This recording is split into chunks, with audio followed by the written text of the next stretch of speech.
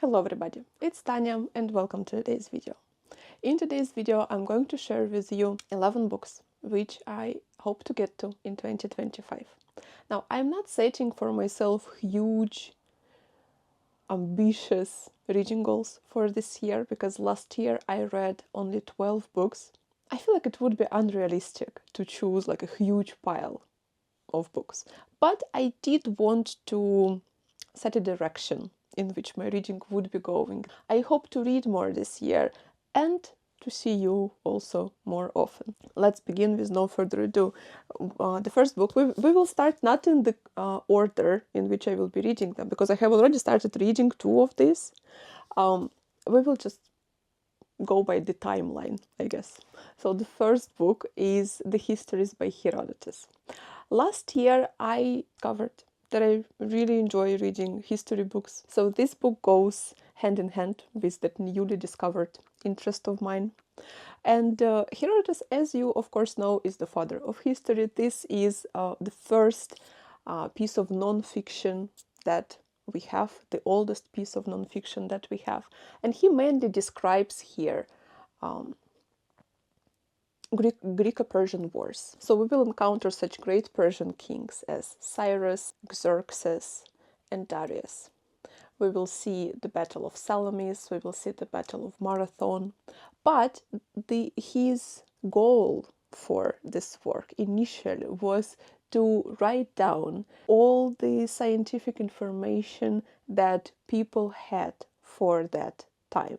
So it's not only a history book. He describes everything he could discover about people living in Greece, about people living in Persia, people living in the north of Africa and Asia Minor. He traveled extensively.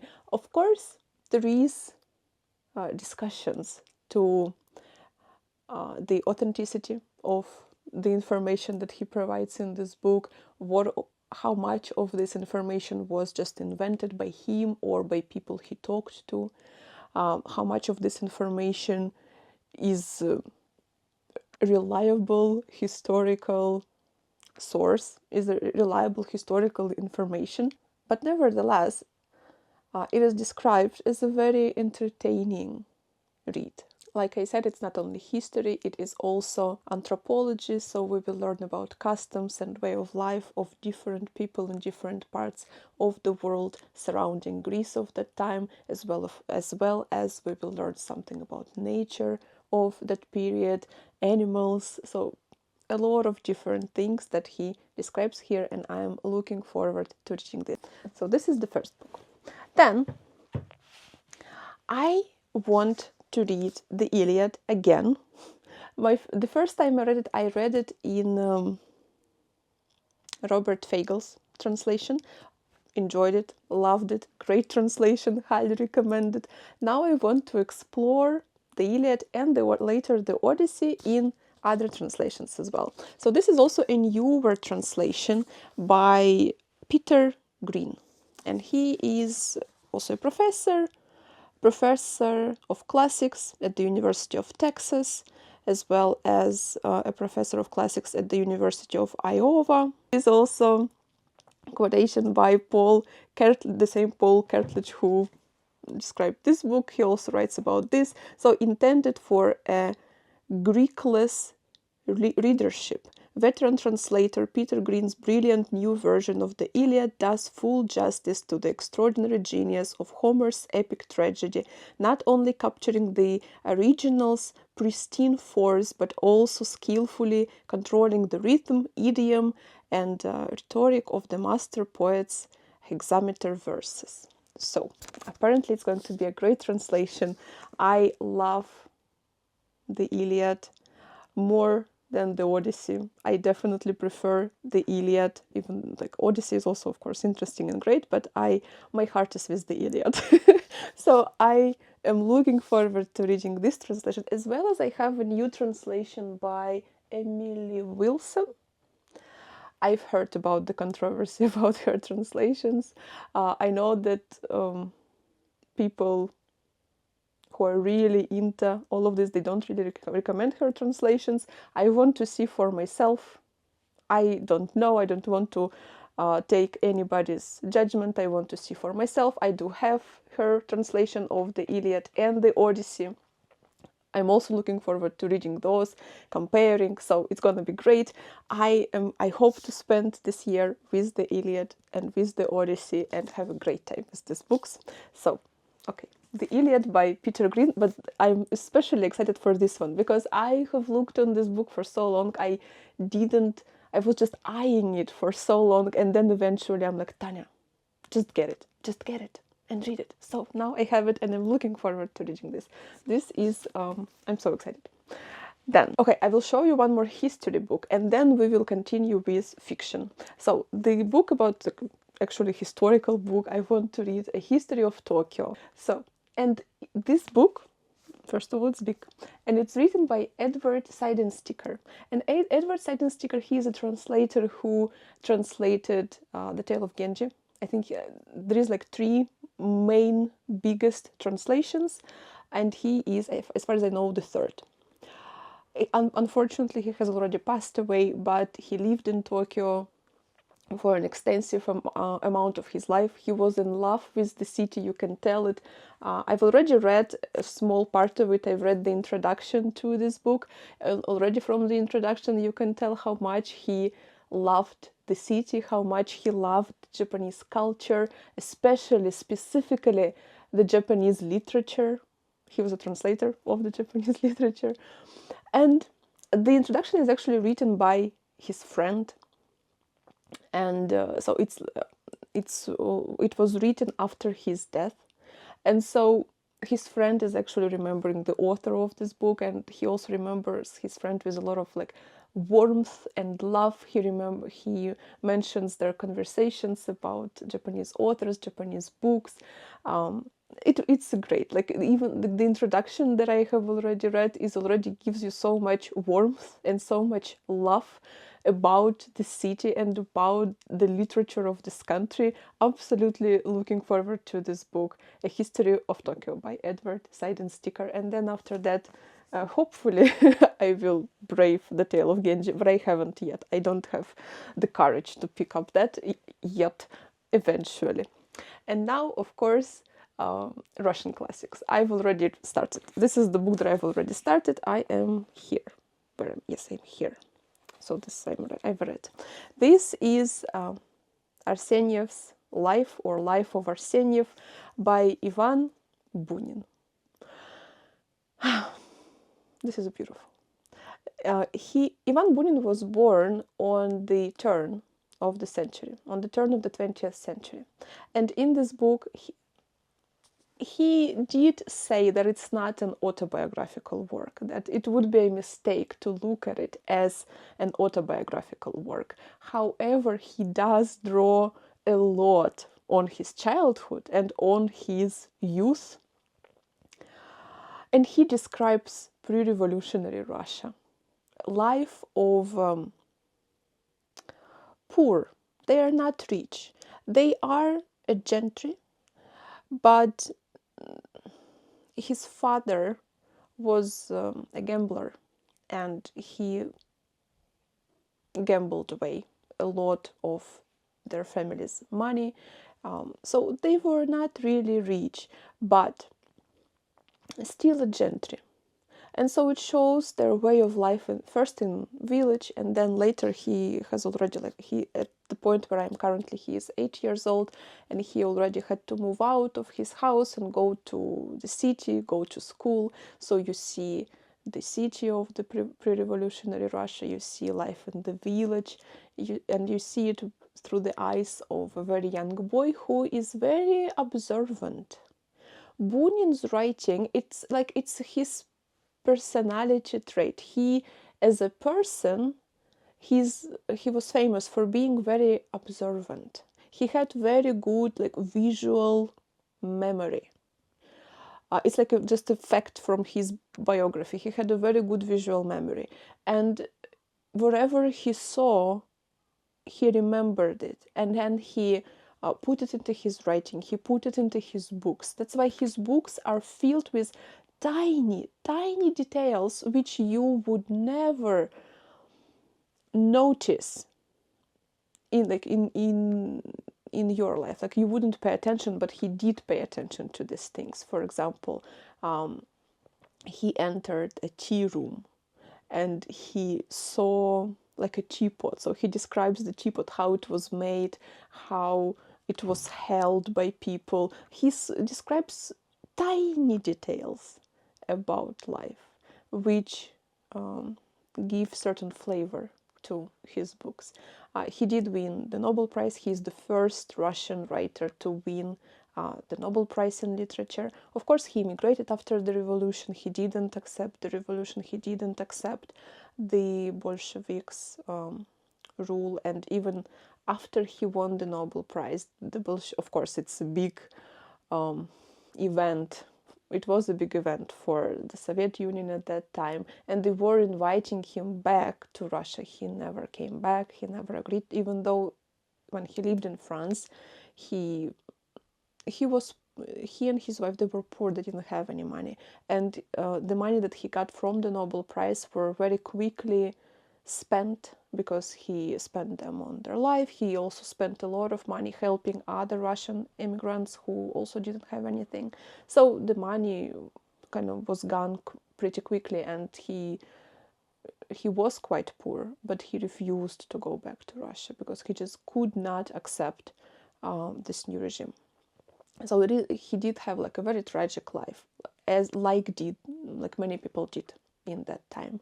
But this book is not about that. This book is him remembering his childhood, him remembering growing up in Russia. And he got the Nobel Prize for a big reason for this book, as well as his The Cursed Days, which was his diaries of the revolution. So, great book, enjoying it immensely. Writing is impeccable, just wonderful. I always love Russian classics. Like, how can I not? I love Russian classics. One more Russian classics which I want to get to. I am a little bit nervous about this one. So this is Mikhail Sholokhov, Поднятая целина. Hello, I didn't check this. Поднятая целина. The English title is Virgin Soil Upturned, by Mikhail Sholokhov. I am a little bit nervous about this, but I bought this on recommendation. He also won the Nobel Prize in Literature for his work Quiet Flows the Dawn. Why I'm nervous is because I have very contradicting opinions about his writing and about his books. For example, my mom, she read Quiet Flows the Dawn, and she didn't finish it. She couldn't. She said, like, I cannot read that. Like, there is so much, like, the way she described it, there is so much dirt that she couldn't handle it. However, on the other side, like, the Kazakhs who lived in that region at that time, they did describe that book as, yes, it's like this is exactly our life, the way we lived it. So it is like historically accurate representation of the time. But there is like so much, like my mom said, dirt there that, like, for example, father raping his own daughter, this type of things. And my mom, she was just like, she couldn't take it. So she stopped reading it. However, on the other hand, I have a friend who read this book, and my friend absolutely adored it. She absolutely loved it. I bought this book on her recommendation. She said that it's written so wonderfully, like also a very descriptive language, where like you can feel the taste of food, you can see the colors of the landscape, you can kind of like feel everything the way that author wants you to feel. So my friend absolutely enjoyed writing of this book. So we will see how I feel about it. I am afraid because me and my mom, we have quite similar tastes in books. I don't like a lot of dirt. Like, I cannot handle when it's like too much of that and there is like no hope and there is no love. It's very hard for me to like handle those books and read them and like love them. So we will see we will see. On the other hand, my friend absolutely enjoyed it. So, but yeah, different books. So my mom read Quiet Flows the Dawn. My friend read this one. So yeah, I decided to start with this one since my friend loved it so much. And then one more Russian classic is short stories by Teffi. Teffi is a pen name, it's not her real name. The real name was, as far as I know, Nadezhda Lakhvitskaya. She was a beloved, absolutely beloved, hugely popular writer of short stories, funny short stories, something like, I imagine, I didn't read, something like Chekhov, I guess. Chekhov had great reviews of her short stories. Chekhov loved her writing, and pretty much like all the authors that you can imagine, they enjoyed her works, and she was hugely popular writer of the period, again, turn of the 20th century. She also immigrated after the revolution. She even has diaries about the revolution as well, which I want to read. Teffi is, like I said, her pen name. She just chose it in order for a director, like a theater director, to notice her because she submitted her play, as far as I know, and she wanted the play to be performed at the theater, and it worked. He did notice her, and then this pen name Teffi became the famous name of a famous writer. So these are going to be very good, fun, enjoyable short stories about Russian people and about life again in Russia before the revolution. So I'm looking forward to this one as well. And then, moving on from Russian classics, I have one French classic which I am so looking forward to reading. I'm so looking forward to this. This is huge. And this is by Eugène Sue. It's translated in English, but I think it's like in old editions. Again, I didn't see like a newer edition, a newer translation of this work, but it is translated, as far as I know, like many years ago. So this is Agasphere. Penguin has Eugène Sue's Mysteries of Paris. I don't have that book, but I need it. Eventually, I will get it. I do have this book by him, however, Agasphere. And Eugène Sue was the first writer whose work was serialized in literary magazines of the time. So he was like the first writer to start writing novels in like a serialized form, something that became hugely popular after him. So Dumas, for example, was inspired by Eugène Sue's Mysteries of Paris.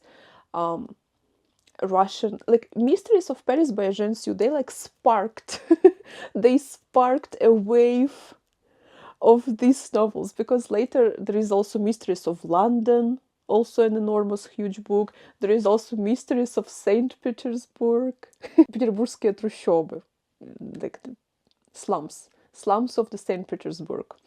But that book was also inspired by Eugène Sue's Mysteries of London. So his work like sparked a huge rise in like books writing about lower classes and bigger cities, and at the same time like in I guess like in a popular form. To be honest, I don't know the plot, but this is also a very popular novel of his, so I'm looking forward to reading this as well. I'm so looking forward to this. I think I will start it after I finish Life of Arseniev by Buin, because I'm so looking forward to this. Another book which I have already started and I'm currently reading is Erhan Pamuk, My Name is Red. This book is about one of my favorite cities on earth. 2 years ago, my husband and I and our parents, we went to Istanbul. I've been to Istanbul before that, but for like just a few hours. But that trip, we stayed there for like a week. I fell in love with the city. That city breathes history. It's just, when you are there, you can feel the centuries that have passed there and the cultures that have all been there. Christian culture, pagan culture, obviously Muslim culture as well. Like it is such a whirl of, like I said, centuries and histories and people and cultures. So it is a wonderful city. I am in love with that city. I love it. I want to go back there again. And this book is about that. It's a detective story. Starts with a miniaturist being murdered. And I guess in the course of the novel we are going to discover who did this. But it is also like a historical novel. So and it talks about a very interesting people. In the introduction in this edition, the introduction is written by Erhan Pamuk himself, and he writes that when he was a kid, he was absolutely enamored by painting. He was in love with painting. He painted all the time when he was a kid. Eventually, when he became a teenager, somehow this passion just turned off. Like it was just turned off, and he stopped doing that. But this book is like his love letter to that passion of his childhood. And that's why it is about miniaturists. It's about artists who drew and painted miniatures in the medieval Istanbul. Like, what can be better? What can be better? And in the introduction here is very interesting. He briefly describes the process of how he wrote this book, how he researched for this book, briefly goes into discussion about historical fiction and why it is important or maybe not important, because of course we cannot put ourselves in the shoes of people living like 400 years ago. This is like totally different mindset, completely different world. So what is the importance of historical literature if we are never going to get those people? Like, we are completely different, and it's impossible no matter what you do. Like, for example, Henry James said that like historical writing is just like a cheap literature, right? So, and he disagrees with him here. He says that it's our natural wish to try and travel in time, to try and see life the way it was before. Like, it's just something that naturally comes to us. So why shouldn't we do it? Granted that we understand that certain things are impossible. And yeah, I read very little. I read the introduction and just started like a few chapters. It is written in an interesting way. Like, every chapter is from a different perspective. So first we start with the corpse. The corpse of the murdered miniaturist, and then the next chapter is from perspective of a dog, and the next chapter from perspective of a person who comes into Istanbul. So it's going to be written from multiple perspectives, and reader is supposed to kind of discover the mystery of who is the murderer. Fascinating. Like, I don't know, I started and I'm enjoying it very much. So yes, My Name is Red by Erhan Pamuk. And then another book which I'm hugely excited for, so excited. And it's an enormous book. So this is only like the first, you see number, it's only the first book. There is three of them I have over there. So this is Stolica в огне, which I don't think it's translated into English. I haven't seen this book in English. I only seen it in Russian. The translation is like the capital on fire, by Kaga Otahiko, Japanese author. However, this author, he has a different book in English. I will insert it here. You can find this book and read it. It's also big. Maybe it's the same book, but I just don't think so. Maybe I'm wrong. This book is about Tokyo in the beginning of the 20th century, because Tokyo burned 2 times, as far as I know, in the 20th century. And he just follows the history of the city through the perspective of a young man. And the book is based, it's very loosely based on diaries of the author's grandfather. The author himself is a criminal psychiatrist. And in Japan currently he is considered like a modern classic. influenced by Russian literature, specifically by Tolstoy. And in this introduction to this book, there is an introduction by the author himself. He mentions Tolstoy's War and Peace, and that it inspired him to write about his city and about his culture. And this book, he says, it's longer than War and Peace, so it's even more of a challenge for a reader. And he said that he is very happy that it's translated into Russia. It took 7 people. It took 7 people to translate this book into Russian. Like, these are the translators. 7 of them. 7. So it is quite a chunky, huge book. And I'm looking forward to reading this. I will talk more about it after I read it, and while I hope to vlog reading this book. But yeah, very much looking forward to this. The last 2 books, which I will show you, are, again, I want to read this year Yukio Mishima's quartet. What is it called? The Sea of Fertility. So The Sea of Fertility, this is the first book in the quartet, Spring Snow.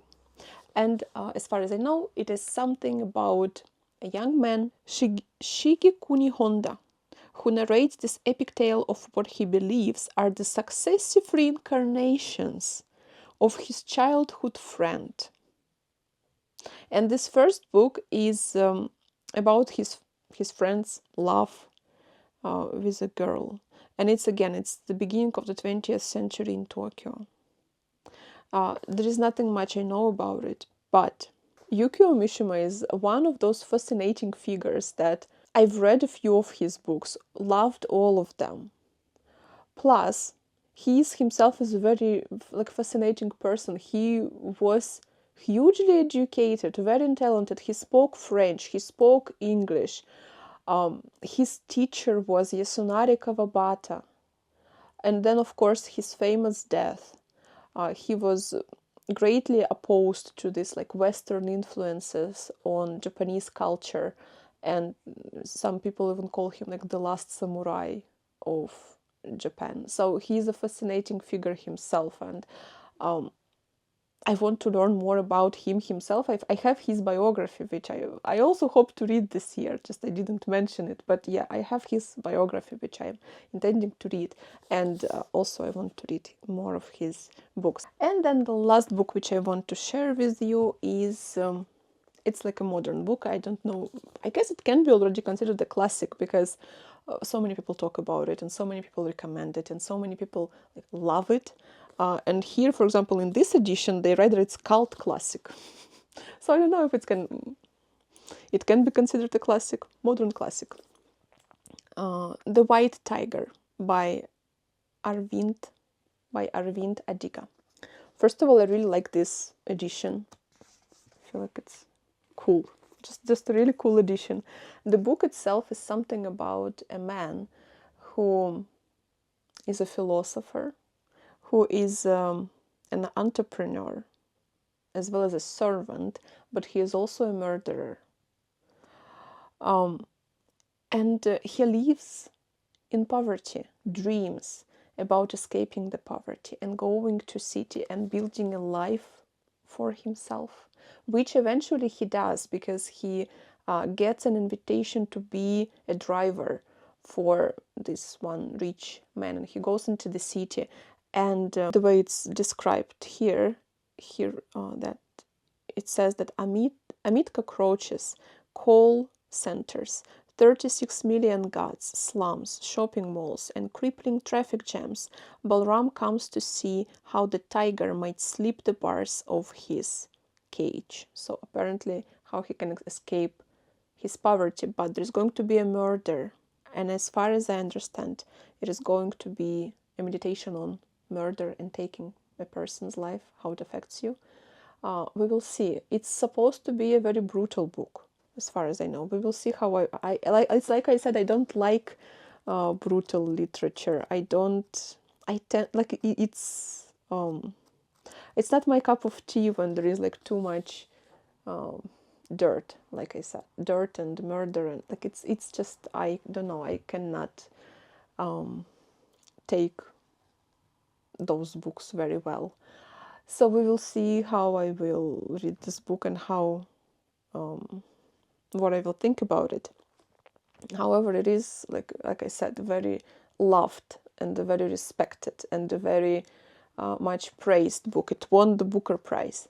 So yeah, I'm looking forward to reading this, even though, yeah, I don't know how I specifically will react to it, but it is worth reading, in my opinion, so I'm going to get to it. So these are just a few books which I hope to get to. Of course, I have also other books which I am eyeing, but these are like the main priorities, the kind of the main direction in which I want to take my reading this year. I didn't mention, but I watched recently Katie's video where she did like a ranking of Charles Dickens books. And after I watched this video, I'm like, Charles, why did I abandon you? I should read it. So I should read you. I should come back to you. So Charles Dickens is like more Victorians. I would also love to read more Victorians this year. Again, I don't know how realistic that is. That's why I didn't put them on my list. However, yes, Charles Dickens is also,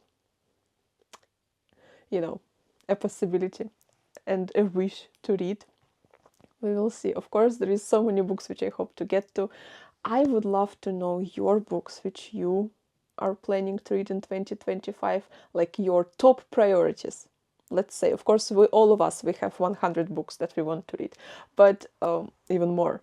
But your top priorities, let's say your 3 top priorities that you intend to read in 2025, let me know. And for now, thank you very much for watching. I hope you enjoyed this video, and I will see you hopefully soon in my next video. Thank you very much for watching. Bye.